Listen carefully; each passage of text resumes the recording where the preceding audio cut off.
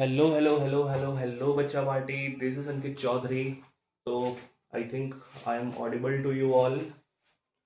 तो सबसे पहले हमारा है ना कुछ ऐसा टॉपिक है, कुछ ऐसे पॉइंट्स है जो मेनली हम लोग को है ना sem two BSc sem two में हम लोग को देखना है, मेनली बीजेडसी वाले स्टूडेंट्स को। जिसमें सबसे पहले हम जुअलॉजी के कुछ टॉपिक्स पे बात करेंगे जो आई थिंक आपके एग्जाम के पॉइंट ऑफ व्यू से बहुत इंपॉर्टेंट हो सकते हैं और हमारे सिलेबस में भी है। तो सबसे पहले हम बात करेंगे तो बात करेंगे थ्योरी ऑफ कंटेंट में, दैट इज कि हम लोग को क्या क्या पढ़ना है। ठीक है, थ्योरी ऑफ कंटेंट पे हम बात करेंगे तो हमारे पास है सर, हमें म्यूटेशन पढ़ना है, हमें वेरिएशन पढ़ना है, आइसोलेशन एंड स्पीशिएशन पढ़ना है, और उसके बाद हम लोग को पढ़ना है modern synthetic theory of evolution. ठीक है, तो सबसे पहले अगर हम बात करेंगे तो ये किसी भी एग्जाम में बहुत मैटर करता है और बहुत मायने रखता है कि आप अपने आंसर को कैसे एक्सप्रेस कर रहे हो, कैसे लिख रहे हो, एग्जामिनर को वो चीज़ें समझ में आ रही है या नहीं आ रही है। मोस्ट ऑफ द बच्चों को इस बार जो ईयर बैक आया है वो इस वजह से आया है कि उन्हें आता सब कुछ है, बट वो एक आंसर को प्रॉपर वे में लिख नहीं पाते हैं, जिसके वजह से टीचर्स को, प्रोफेसर्स को लगता है कि लैक ऑफ नॉलेज की वजह से बच्चों को ऐसा हुआ है। तो सबसे पहले अगर हम कुछ टॉपिक्स पे बात करें जो आई थिंक यूपी बोर्ड वाले बच्चों के लिए बहुत इंपॉर्टेंट हो सकता है, क्योंकि लैंग्वेज में वहाँ पे प्रॉब्लम आती है। सबसे पहले हमारा जो टॉपिक है ना बेटा, हमारा जो टॉपिक है वो है म्यूटेशन। ठीक है, म्यूटेशन पे अगर हम बात करेंगे तो सिंपली हम ये बोलेंगे कि म्यूटेशन क्या है। बोलेंगे सर डीएनए के सीक्वेंस में अगर कोई भी चेंज आ रहा है, a mutation is a change in the DNA sequence of an organism. It is defined as the sudden heritable change in chromosome number, structure and gene. That is, अगर हम इसमें सबसे पहले हम बात करेंगे तो सबसे पहले है ना बेटा, हम यहाँ पे म्यूटेशन पे बात करेंगे। ठीक है, तो म्यूटेशन पे हम बात करेंगे तो हम यहाँ पे डायरेक्टली ये चीज कह सकते हैं ना कि डीएनए के सीक्वेंस में चेंज आ जाना। ठीक है, change in the sequence of DNA. अब ये जो चेंज है बेटा, ये जो चेंज है ये मेनली हमारा नंबर पे भी आ सकता है, ठीक है, स्ट्रक्चर पे भी आ सकता है, और मतलब किसी भी पॉइंट पे बस चेंज का आना मैटर करेगा। ठीक है, किसी भी पॉइंट पे चेंज का आना मैटर करेगा, दैट इज हम यहाँ पे ये कह सकते हैं। सबसे पहले अगर हम म्यूटेशन पे बात करेंगे तो बोलेंगे mutation is a change in the DNA structure. DNA structure में कोई भी चेंज, किसी भी ऑर्गेनिज्म के डीएनए स्ट्रक्चर में कोई भी चेंज होता है और वो जो चेंज है वो सडन है, हेरिटेबल है। ऐसा नहीं कि हमको पहले से पता है कि अच्छा वहां पे चेंज आने वाला है, ऐसा कुछ नहीं है। वो सडन हेरिटेबल चेंज है जो आपको क्रोमोसोम नंबर में दिख सकता है, उसके स्ट्रक्चर में दिख सकता है, या फिर किसी जीन पे भी दिख सकता है। ठीक है, अगर हम बात करेंगे म्यूटेशन की तो हम बात करेंगे म्यूटेशन में कि ये जो है मतलब मेनली अगर चेंज क्रोमोसोम पे आता है, एक ये भी है कि हाँ अगर म्यूटेशन है तो क्रोमोसोम में कोई चेंज आया होगा, और दूसरा हमारे पास है सर कि gene, change in the nature of gene. That is कि हमारा जिस जीन को जैसा होना चाहिए वो वैसा ना होकर के वहां पे कुछ डिलीट हो गया, कुछ ऐड हो गया, जिसको हम जीन म्यूटेशन कहते हैं। ठीक है, तो अगर हम पढ़ेंगे चेंज इन क्रोमोसोम पे अगर हम बात करेंगे तो बोलेंगे कि चेंज इन क्रोमोसोम। अगर क्रोमोसोम में चेंज आएगा तो कैसा चेंज आएगा, हो सकता है क्रोमोसोम का नंबर बढ़ जाए, घट जाए, या फिर हो सकता है उसका स्ट्रक्चर बड़ा हो जाए, छोटा हो जाए, या फिर ऑल्टर हो जाए, जैसा हमें चाहिए, डिजायर्ड हो वैसा ना आए। ठीक है, तो अब हम बात करेंगे सबसे पहले जीन म्यूटेशन क्या होता है। तो जीन म्यूटेशन पे अगर हम बात करते हैं बेटा, तो जीन म्यूटेशन के बारे में बोले सर कि जीन म्यूटेशन होता क्या है। सबसे पहले तो हमें ये नहीं पता कि जीन म्यूटेशन होता कैसे है। तो सबसे पहले हम बात करेंगे तो बोलेंगे कि a genetic mutation is a change to genes DNA sequence to produce something different. मतलब कि जो जीन का एक सीक्वेंस है, ठीक है, मान लो हमें A B C D E F G H I J K L M N O P के ऐसे हमें एक सीक्वेंस में जाना है, लेकिन अब भाई नॉर्मली कोई वर्ड के पहले कोई दूसरा तीसरा वर्ड आ गया, एक काइंड ऑफ चेंज हो गया ये। दैट इज कि हम ये बोले कि जेनेटिक म्यूटेशन एक चेंज है जीन के डीएनए सीक्वेंस में, ठीक है, जिससे किसी डिफरेंट थिंग्स का प्रोडक्शन हो गया। It creates a permanent change in the DNA sequence. और वो भाई तुम्हारे ऑल्टरनेशन होने की वजह से, वो कहते हैं ना कि तुम्हारी गलत फहमी ने हमें गलत फैमिली दिला दिया, तो वही हम कहते हैं कि एक छोटा सा माइनर सा चेंज पूरे के पूरे डीएनए सीक्वेंस को परमानेंट एरर दे सकता है। arises from either DNA replication or from the damaging cells, damaging effects of mutagens such as chemical and radiation। ठीक है, तो यहाँ पे क्या हो सकता है कि डीएनए रेप्लिकेशन के थ्रू यहाँ पे ये चीजें हो सकती है, ठीक है, या फिर किसी भी जो आउटसाइडर म्यूटाजेंस है उसके वजह से चेंज आ सकता है। सबसे पहले जो जीन म्यूटेशन वाला टर्म है, सबसे पहले जो जीन म्यूटेशन वाला टर्म है, सबसे पहले बेटा जो जीन म्यूटेशन वाला टर्म है उसको जो है ह्यूगो डिवेरिस ने दिया था। जीन म्यूटेशन वाला जो टर्म है उसको ह्यूगो डिवेरिस ने दिया था। कब दिया था? तो 1901 में। ह्यूगो डिवेरिस ने 1901 में सबसे पहले इस टर्म को क्वाइन किया था, जीन म्यूटेशन को, ठीक है। तो यहाँ पे अगर हम बात करते हैं तो जीन म्यूटेशन जो है मेनली दो तरीके से हो सकता है। जीन म्यूटेशन जो है मेनली दो तरीके से हो सकता है, एक होता है स्पॉन्टेनस और दूसरा होगा इंड्यूस्ड। एक होगा स्पॉन्टेनस और दूसरा होगा इंड्यूस्ड। दैट इज अगर हम बात करें तो जीन म्यूटेशन वाला जो टर्म है इसमें हम ये चीज कह सकते हैं, जीन म्यूटेशन पे अगर हम बात कर रहे हैं, जीन म्यूटेशन पे अगर हम बात कर रहे हैं तो जीन म्यूटेशन में हम ये चीज कह सकते हैं बेटा कि एक हमारा हो जाएगा स्पॉन्टेनस और दूसरा हमारा हो जाता है इंड्यूस्ड। एक होता है स्पॉन्टेनस, दूसरा होता है इंड्यूस्ड, ठीक है। अब ये मेनली जो स्पॉन्टेनस वाला है ये मेनली तीन पोर्शन में डिवाइडेड है। सबसे पहले हम इसको अगर बात करेंगे तो हम बोलेंगे कि हो सकता है सर रेप्लिकेशन में एरर आ गया हो, एरर इन रेप्लिकेशन, ठीक है, रेप्लिकेशन में कोई एरर आ गया हो, स्पॉन्टेनस लीजन्स आ गए हो किसी पोर्शंस पे, हो सकता है कोई लीजन प्रेजेंट हो, स्पॉन्टेनस लीजन्स आ गए हो, ठीक है। और उसके बाद हो सकता है किसी ट्रांसपोजोन्स के वजह से हुआ हो। तो देयर आर थ्री वेज जिससे हमारा जीन म्यूटेशन जो है, जीन म्यूटेशन में भी जो स्पॉन्टेनस वाला है वो तीन तरीके से हो सकता है। रेप्लिकेशन में कोई एरर आना, स्पॉन्टेनस लीजन का प्रेजेंट होना या फिर ट्रांसपोजोन्स का आ जाना, ठीक है। अगर हम बात करते हैं सर, अगर रेप्लिकेशन में अगर हमारा कोई एरर आता है, ठीक है, अगर हमारा रेप्लिकेशन में कोई एरर आता है तो हम यहाँ पे सिंपली ये चीज कह सकते हैं सर कि हमारा ये जो रेप्लिकेशन में एरर है ये मेनली पॉइंट म्यूटेशंस की वजह से हो रहा है। जो एरर इन रेप्लिकेशन है, हम अब यहाँ पे है ना एरर इन रेप्लिकेशन को आगे लेकर के चलेंगे, ठीक है, एरर इन रेप्लिकेशन को हम आगे लेकर के चलेंगे। तो ये सब आपको लिखने का जरूरत नहीं है क्योंकि जो मेरा पीडीएफ है जो मैंने अपने वक्त पे बनाया था, सेम पीडीएफ से हम आप लोग को ये बता रहे हैं, तो आपको पीडीएफ ऑलरेडी ग्रुप पे मिल जाएगा। तो सबसे पहले अगर हम बात करेंगे तो सबसे पहले हम बात करें सर, अगर हम बात करें कि सर रेप्लिकेशन में कोई एरर आ गया, ठीक है, रेप्लिकेशन में कोई एरर आ गया तो अब ये भी भाई दो तरीके से होगा, ठीक है। एक तो हो जाएगा फ्रेम शिफ्ट म्यूटेशन, ठीक है, फ्रेम शिफ्ट म्यूटेशन, और जो दूसरा हो जाएगा वो हो जाएगा पॉइंट म्यूटेशन, ठीक है। अब हम यहाँ पे ये चीज कह रहे हैं ना भाई, म्यूटेशन सबसे पहले हम बात किए तो म्यूटेशन में हम ये बोले थे कि एडिशन और डिलीशन, ठीक है, वो चाहे स्ट्रक्चर में हो, नंबर में हो, क्रोमोसोम पे हो, कहीं भी हो, कोई भी सडन हेरिटेबल चेंज अगर आता है वो म्यूटेशन कहलाएगा, ठीक है। उसके बाद हम बात किए तो हम मेनली पढ़े सर म्यूटेशन के अलग अलग टाइप्स हैं, जैसे कि क्रोमोसोम में चेंज आ सकता है, जीन में भी चेंज, जीन का स्ट्रक्चर बदल जाएगा, जीन में अगर आ रहा है तो जीन म्यूटेशन बोलेंगे। तो जीन म्यूटेशन जो टर्म है वो 1901 में ह्यूगो डिवेरिस ने दिया था, ठीक है। उसके बाद हम बात करेंगे सर जीन म्यूटेशन मेनली दो तरीके से होगा, स्पॉन्टेनस और इंड्यूस्ड। स्पॉन्टेनस वाले को हम बोले भाई चल तेरे को तवज्जो देंगे, तेरे को आगे लेके जाएंगे।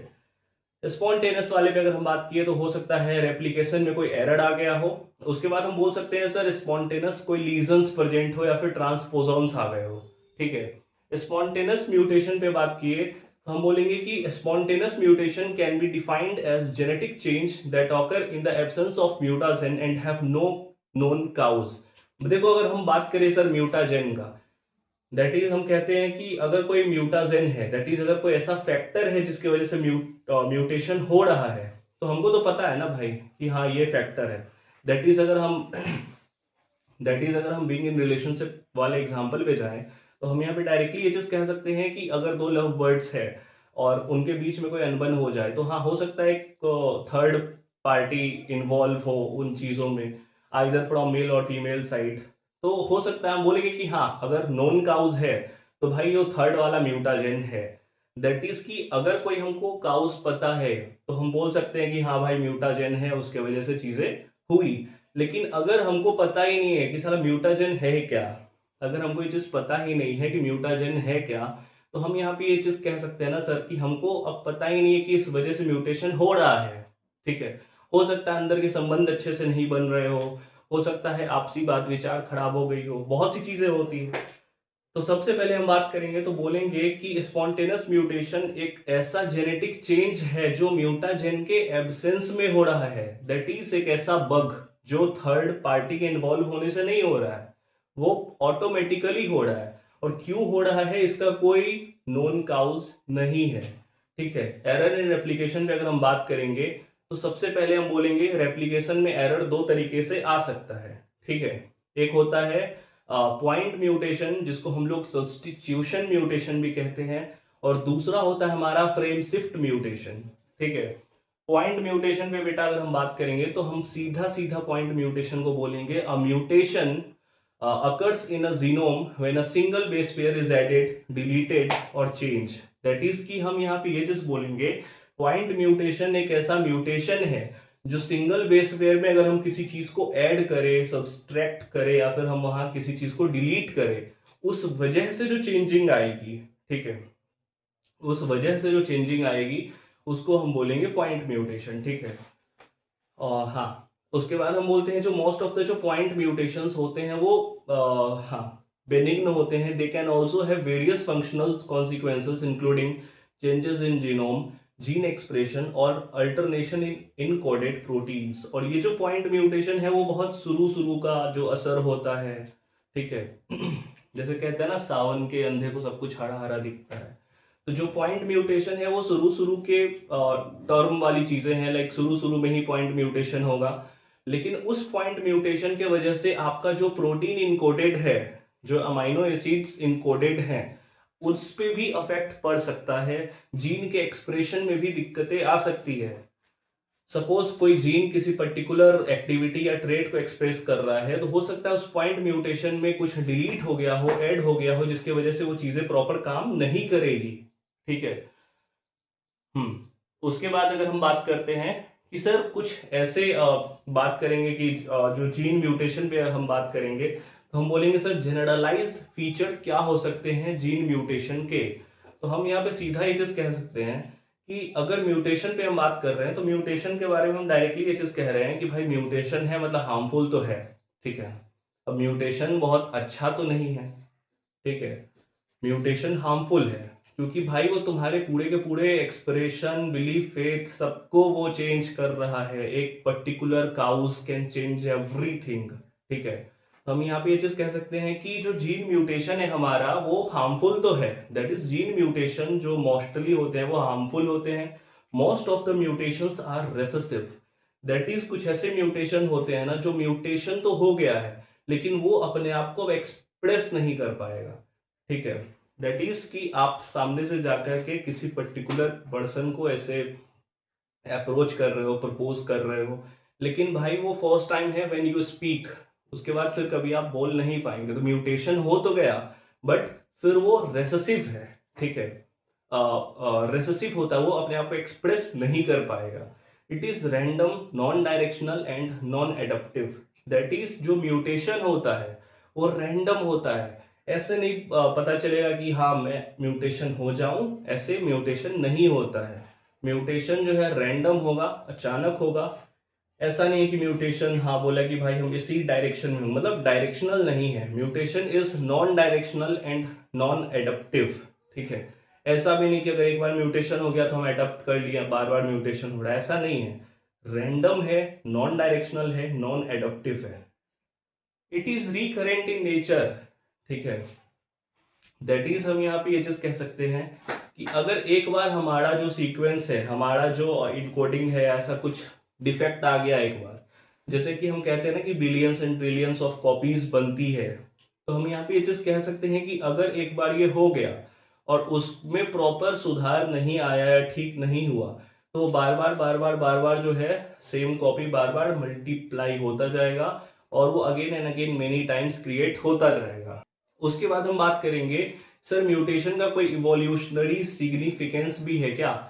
इवोल्यूशन जो है क्या कोई सिग्निफिकेंस मतलब इवोल्यूशनरी सिग्निफिकेंस भी है क्या?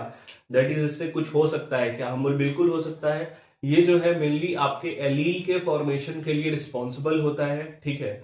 और जैसे हम कहते हैं ना कि अगर हमको कोई चीज जैसे सपोज अगर हम बोले कि हमें चाय बनाना है, ठीक है। चाय बनाने के लिए सबसे पहले हम क्या बोलेंगे sir? We need milk, we need water, we need tea leaves, we need sugar, और जो भी मसाले आप लोग अपने अकॉर्डिंग डालते हैं। तो ये काइंड ऑफ एक रॉ मटेरियल है, इसको हम लोग प्रोसेस करेंगे तब जाके हमारी जो चाय है वो बनेगी। दैट इज हम यहाँ पे ये चीज कह सकते हैं कि ये जो म्यूटेशन है ये काइंड ऑफ एक रॉ मटेरियल है आपके इवोल्यूशनरी प्रोसेस के लिए, ठीक है। जैसे कि हम कहते हैं हम पहले एक जानवर थे, हो सकता है भाई इवोल्यूशन जैसे जैसे हुआ, तो इवोल्यूशन हुआ तब हम लोग ह्यूमंस में कन्वर्ट हुए। दैट इज एक माइनर, एक छोटा सा इवोल्यूशन इतना बड़ा चेंज ला दिया कि आप मंकी को देख सकते हो, चिंपैंजी को देख सकते हो, और आज भी ह्यूमंस। तो एक काइंड ऑफ छोटा सा चेंज बहुत सी चीजें डिफर कर देती है। तो हम यहाँ पे कह सकते हैं म्यूटेशन एक काइंड ऑफ रॉ मटेरियल है इवोल्यूशन के लिए, ठीक है। It allows to adapt change environmental condition. और ये जो है ना मतलब मेनली इन्वायरमेंटल कंडीशंस के अकॉर्डिंग जैसे कि कोई चेंज को हम एडप्ट कर सकते हैं इन्वायरमेंटल कंडीशंस के अकॉर्डिंग, ठीक है, वैसे हम लोग को एडप्ट कर सकते हैं हम। हमारा जो फ्रेम शिफ्ट म्यूटेशन आता है, ठीक है, फ्रेम शिफ्ट म्यूटेशन क्या होता है? फ्रेम शिफ्ट म्यूटेशन जो है occurs due to replication occur, that is replication होने की वजह से ही जो है हमारा फ्रेम शिफ्ट म्यूटेशन होगा। मे बी एडिशन और डिलीशन ऑफ न्यूक्लियोटाइड, हो सकता है न्यूक्लियोटाइड के एडिशन और डिलीशन के वजह से चीजें हो रही हो। That is may be the addition and deletion of the nucleotide, ठीक है। दैट इज हम यहाँ पे बोले कि सर हमारा जो डीएनए है वो 5' to 3' है, ठीक है। हो सकता है जो हमारा सीक्वेंस जाता है AGCT, उस सीक्वेंस में किसी पॉइंट पे कोई चेंजिंग आ जाए। तो फ्रेम शिफ्ट म्यूटेशन एक ऐसा ही म्यूटेशन है जिसमें हो सकता है A की जगह C आ जाए, ठीक है, डीएनए और mRNA के सीक्वेंस पे, ठीक है। हाँ, दैट इज हम यहाँ पे कह सकते हैं frame shift mutation that result from the addition and deletion of a single base pair to the structural gene. हमारा जो भी स्ट्रक्चरल जीन है उसमें किसी एक पॉइंट पे या तो एडिशन हो जाएगा या फिर डिलीशन हो जाएगा, उसके वजह से जो चीजें अराइज हुई that is called as frame shift mutation, ठीक है। Hmm hmm hmm hmm hmm okay.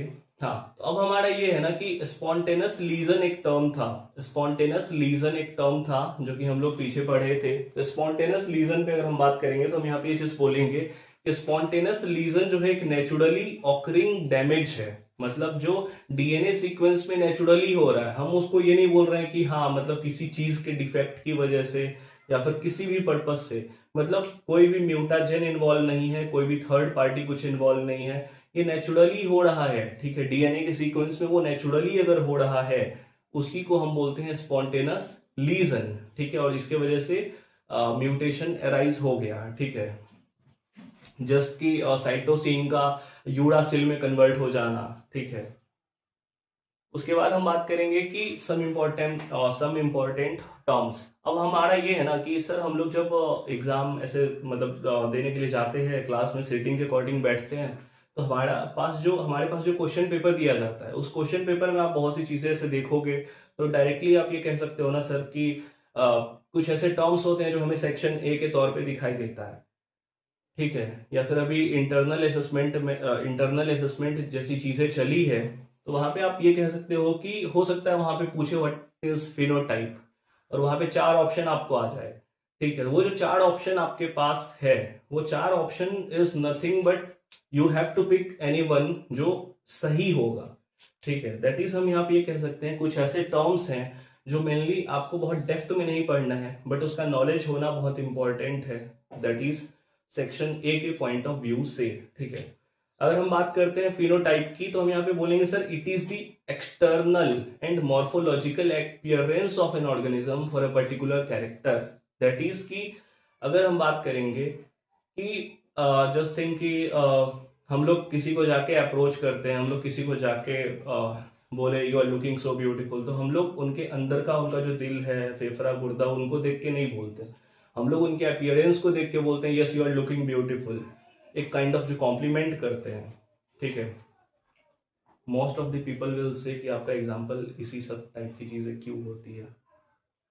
तो फिनोटाइप क्या है, दैट इज कि हम किसी के एक्सटर्नल अपीयरेंस को देख के, मॉर्फोलॉजिकल अपीयरेंस को देख करके कह रहे हैं कि yes you are looking handsome और यू आर लुकिंग ब्यूटीफुल, ठीक है, तो वो फिनोटाइप है, ठीक है। दैट इज कि external and morphological appearance of an organism, बाहरी और मॉर्फोलॉजिकल अपीयरेंस देख करके हम किसी पर्टिकुलर कैरेक्टर को डिफाइन कर रहे हैं। जीनोटाइप क्या है सर, द जेनेटिक कॉन्स्टिट्यूशन और genetic makeup of an organism for a particular character.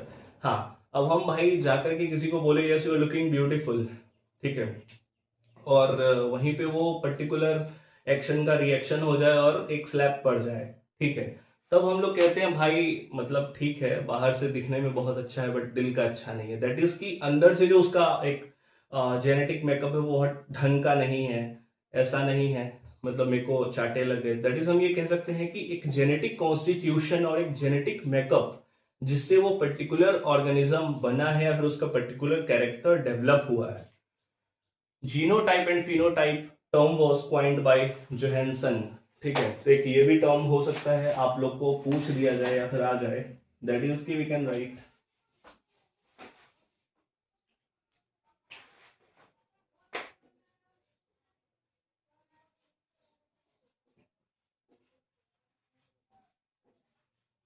तो हमारा जो जीनोटाइप और फिनोटाइप वर्ड है वो मेनली जोहानसन के द्वारा दिया गया है। The term genotype and phenotype was given by Johansson, ठीक है। उसके बाद हमारे पास हाँ, उसके बाद हमारे पास एक टर्म आता है फिनोकॉपी। तो सर फिनोकॉपी पे अगर हम बात करेंगे तो मेनली हम कह सकते हैं कि if different genotypes are place in different environmental condition, if they produce same phenotype, these individual are said to be phenocopy of each other. That is हम क्या करेंगे, हाँ दैट इज हम क्या करेंगे कि डिफरेंट डिफरेंट जीनोटाइप वाले organism को ऐसे उठाए और किसी एक पर्टिकुलर जगह पे रख दिए, उस पर्टिकुलर जगह पे इन्वायरमेंटल कंडीशन सबके लिए सेम है, ठीक है, लेकिन हम जिन जीनोटाइप्स वाले को उठाए हैं वो मेनली जो है जेनेटिकली अगर हम बात करेंगे तो जीनोटाइप उनका अलग अलग है। बस हम क्या किए, उनको गैदर किए, उठाए और किसी एक ऐसे इन्वायरमेंटल कंडीशन में उसको जाके रख दिए जो सबके लिए फेवरेबल है, सबके लिए सेम है, और उसके बाद वो अगर सेम काइंड ऑफ वो करते हैं, ठीक है, अगर एक सेम काइंड ऑफ फिनोटाइप अगर प्रोड्यूस कर रहे हैं तो हम कह सकते हैं वो एक दूसरे के फिनोकॉपी है, ठीक है।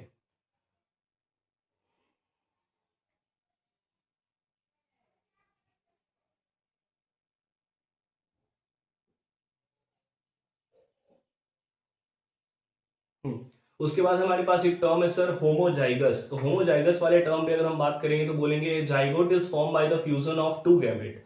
जाइगोट का फॉर्मेशन कैसे होता है, दो गैमेट आपस में जब फ्यूज करते हैं तो जाइगोट का फॉर्मेशन होता है। Having identical factor is called homozygote. और अगर उनका जो फैक्टर है, उनका जो व्यक्तित्व है वो आइडेंटिकल है तो हम कह सकते हैं ये होमोजाइगोट ऑर्गेनिज्म है, ठीक है। और उस पर्टिकुलर जाइगोट से जो फॉर्मेशन हुआ है उसको हम होमोजाइगस कह सकते हैं। दैट इज फॉर एग्जांपल अगर हम बात करें तो हम कह सकते हैं टीटी, ठीक है, टीटी कह सकते हैं, फिर आर आर कह सकते हैं, तो मतलब काइंड ऑफ ऐसे कह सकते हैं, ठीक है। हाँ, और रिसेसिव में भी अगर हम बात करें टीटी ऐसे भी कह सकते हैं, ठीक है। हेट्रोजाइगस पे अगर हम बात करेंगे तो बोलेंगे zygote is form by fusion of two different types of gamete, ठीक है, मतलब दो अलग अलग गैमेट के फ्यूजन से जाइगोट का फॉर्मेशन होता है, ये चीज हमें पता है। Carrying different factor is called heterozygous. लेकिन उनमें जो कैरेक्टर्स है, ठीक है, फैक्टर्स है वो डिफरेंट है। दैट इज अभी हम होमोजाइगस में ये बोले सर टीटी सेम है, आर आर सेम है, फिर ये स्मॉल टी सेम है। लेकिन अगर हम यहीं पे बात करें हेट्रोजाइगस की तो हो सकता है एक कैपिटल टी हो, एक स्मॉल टी हो, एक कैपिटल आर हो, एक स्मॉल आर हो, ठीक है, ये हो सकता है। तो this is called as heterozygous. हाँ, उसके बाद हम ये कह सकते हैं जो टर्म है homozygous, homozygous and heterozygous term was coined by, ये जो टर्म है ये बैटसन ने क्वाइन किया है। इस पे बहुत डेप्थ में या फिर बहुत लेंथी क्वेश्चंस क्रिएट नहीं होते हैं। अगर क्वेश्चन क्रिएट होगा तो सेक्शन ए में क्वेश्चन क्रिएट होगा, ठीक है। 1 नंबर के क्वेश्चंस में ये सब पर्टिकुलर आ सकता है, genotype, phenotype, homozygous, heterozygous, phenocopy, ये सब क्वेश्चन सिर्फ 1 नंबर में पूछा जाएगा, सेक्शन ए में पूछा जाएगा। जो लैक ऑफ नॉलेज होने की वजह से या फिर छोटी मोटी टॉपिक्स होने की वजह से वी पीपल जनरली इग्नोर, ठीक है। हम बोले होमोजाइगस एंड हेटेरोजाइगस जो है वो बैटसन ने दिया है, ठीक है। उसके बाद हम बात करेंगे तो डायरेक्टली वी कैन से एक फैक्टर है हमारा हेमीजाइगस। हम बोले if individual contain only one gene of a pair then individual is said to be hemizygous male. Individual is always hemizygous for sex linked gene. That is हम बोलते हैं कि अगर एक इंडिविजुअल उसके अंदर सिर्फ एक ही जीन है, ठीक है, तो हम यहाँ पे उसको हेमीजाइगस कह सकते हैं, ठीक है। Unit of heredity which is responsible for inheritance and appearance of character, that is की फैक्टर क्या होता है, तो यूनिट ऑफ हेरिडिटी जो मेनली पर्टिकुलर किसी भी कैरेक्टर के अपीयरेंस के लिए जो पॉइंट होता है उसको हम फैक्टर बोलते हैं, ठीक है। These factor were referred as genes by Johannsen, और इसी फैक्टर को चेंज कर दिया गया वर्ड जीन में, जो कि टर्म दिया था जोहानसन ने 1909 में, ठीक है। Mendel use term element for factor, और हमारे मेंडल साहब जो है फैक्टर को एलिमेंट कहते थे। वहीं पे हमारा जो जोहानसन है वो 1909 में फैक्टर को जीन में कन्वर्ट किए थे। Morgan first use symbol to represent the factor, dominant factor are represented by capital letter while recessive by small. हम यहाँ पे एचएसपी कह सकते हैं, जो एक साइंटिस्ट थे जिनका नाम मॉर्गन था, उन्होंने बोला कि हम डोमिनेंट को कैपिटल टी से करेंगे, ठीक है। मॉर्गन ने क्या किया था, मॉर्गन ने बोला था कि हम लोग क्या करेंगे, डोमिनेंट वाले को किसे कैपिटल से रिप्रेजेंट करेंगे और रिसेसिव वाले को स्मॉल लेटर से रिप्रेजेंट करेंगे, मॉर्गन ने बोला था, ठीक है। और जो टर्म है एलील, ठीक है, एलील जो टर्म है वो मेनली बैटसन ने कॉइन किया था, ओके।